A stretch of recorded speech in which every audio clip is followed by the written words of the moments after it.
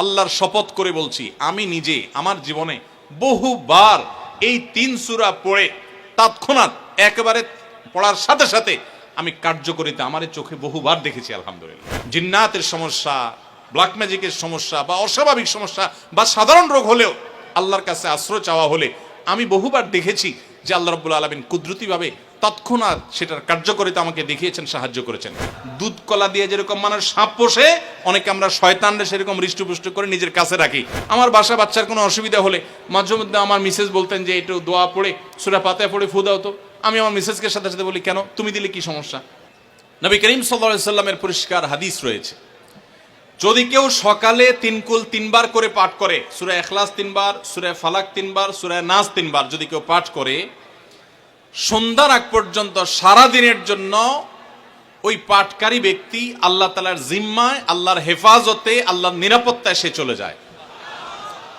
যত প্রকার অনিষ্ট আছে, ক্ষতি আছে, দৃশ্যমান ক্ষতি, অদৃশ্যমান ক্ষতি, সব ধরনের ক্ষয়ক্ষতি থেকে এবং আকস্মিক বিপদ থেকে, মুসিবত থেকে আল্লাহ রাব্বুল আলামিন ওই ব্যক্তিকে হেফাজত করেন যে ব্যক্তি ইয়াকিনের সাথে, ঈমানের সাথে, দৃঢ়তার সাথে আল্লাহ তাআলার কাছে প্রার্থনা করে এই সূরাটা সকালে 3 বার পাঠ করে। বিশেষ করে রাতে মানুষ ঘুমন্ত অবস্থায় নানা রকমের ক্ষয়ক্ষতির আশঙ্কা থাকে, এই সব ধরনের ক্ষয়ক্ষতি থেকে আল্লাহর নিরাপত্তায় সে চলে আসে।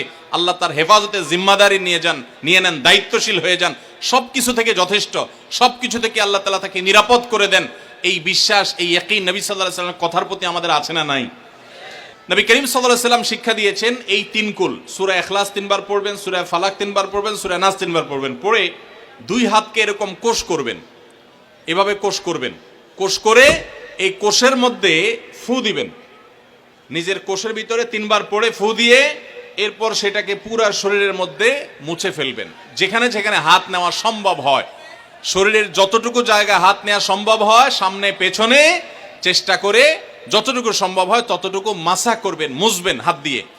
এর মাধ্যমে আল্লাহ তাআলা আপনাকে হেফাজত করবেন। ছোট ছোট বাচ্চা যারা আছে, দুধের শিশু, 2 বছর, 4 বছর, 6 বছর, যারা পড়তে পারে না এখনো বা মুখস্থ নাই, সেই বাচ্চাদেরকে মা বাবা বা তাদের কাছের কোনো লোকজন তারা পড়ে 3 বার ফু দিবেন। আবার 3 বার পড়ে নিজের ছেলে মেয়ের সবার শরীরে ফু দিয়েন না, প্রত্যেকের জন্য 3 বার। আপনারটা আপনি করবেন, বাচ্চাকে করে দিবেন। এই আমলগুলো আল্লাহ তাআলা আমাকে যেদিন জানার তৌফিক দিয়েছে, আপনাদের উৎসাহের জন্য বলি, সারাদিনে আর কোনো আমল করতে পারি আর না পারি, নফল আমল হিসাবে এই আমলটা সজ্ঞানে, বিশেষ কোনো বিপদ আপদ মুসিবত না হলে আমি আলহামদুলিল্লাহ এই আমলটা কখনো ছাড়ি না, প্রতিদিন করি আলহামদুলিল্লাহ। আজকেও শুরুতেও এই আমলটা আমি করে নিয়েছি।